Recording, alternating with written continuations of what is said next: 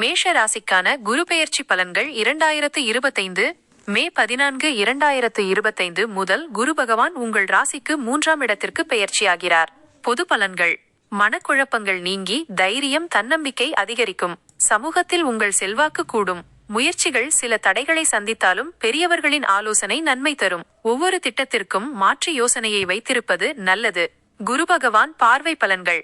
7ஆம் பார்வை. குடும்பத்தில் சிறு சலசலப்புகள் இருந்தாலும் மகிழ்ச்சிக்கு குறைவிருக்காது.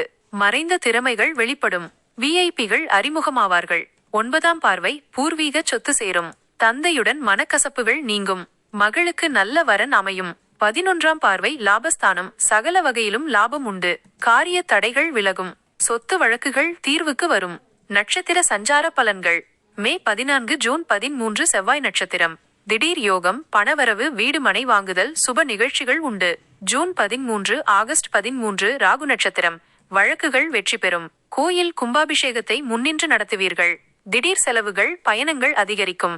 ஆகஸ்ட் 13, ஜூன் 1, 2026 குரு நட்சத்திரம். அஸ்வினி அலைச்சல், செலவு, டென்ஷன்.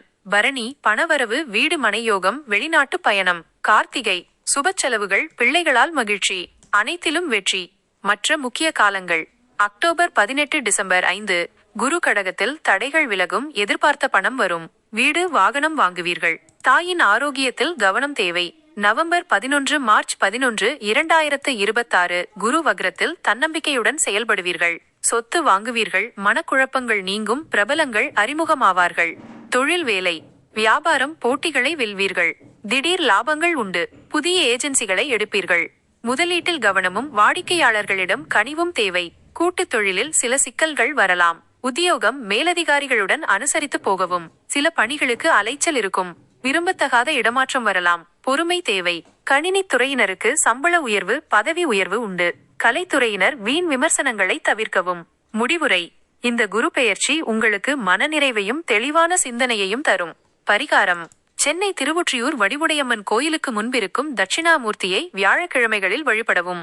மனநலம் குன்றிய குழந்தைகளுக்கு உணவு, உடை வாங்கி தரவும். முயற்சிகள் யாவும் வெற்றி பெறும்.